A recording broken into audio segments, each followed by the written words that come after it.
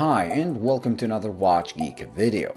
Today we'll be taking a closer look at a watch from the Chinese Merkur Group, a watchmaking company that makes a ton of models under a few different brands. The one we're looking at today is called Seizenn, and the model in question is W10 World War II inspired field watch. A watch that costs just under $120 and one that had my expectations set pretty low when they offered to send one in for review. What I've learned from my time with the Seiko 1963 that I said in that video is that you should not underestimate Chinese watches anymore, regardless of the price. I can say this watch confirms that and shows the Chinese have really caught up with the rest of the world horology-wise in everything except prices that are still in the very affordable range. There are a few things in life that give as much satisfaction as getting your expectations exceeded, and this underdog of a watch has really exceeded mine by quite a margin. Spec-wise, it is just okay. Mineral crystal instead of a sapphire is expected at this low price, while a more period-correct acrylic would have been possible, and maybe some of you might like it more. But I have to admit I have no problem with this mineral one. It still captures the beauty of the acrylic, but offers far more scratch resistance, which for day-to-day wear is better, as I hate polishing the acrylic on my Vostok Amphibia that after years of use looks horrible and even affects legibility. The movement used is a Chinese standardized movement called Tongji, designed in the 60s and evolved minimally in the last 60 years. It is a manual wind movement with proper vintage-feeling winding action, has no hacking, and beats away 21,600 bph.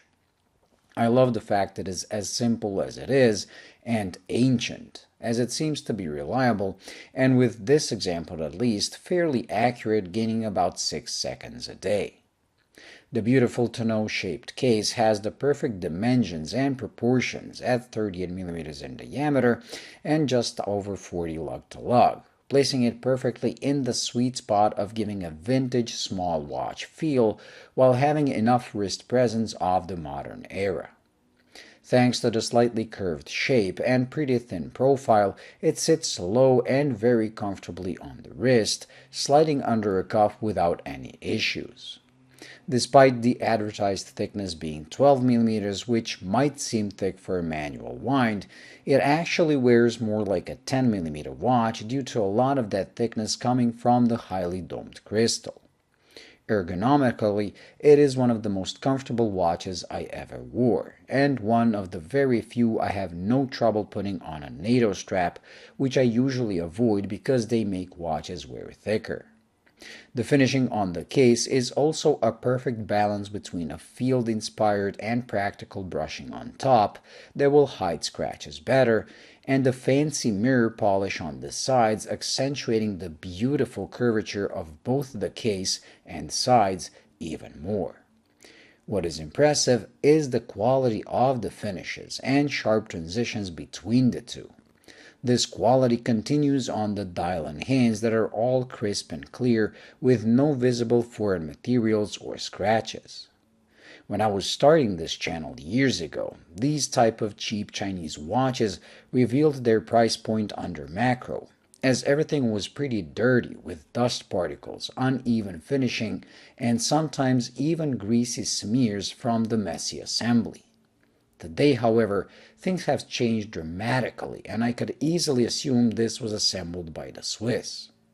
Even loom application is amazing and beats a $500 Hamilton I reviewed a couple of years ago.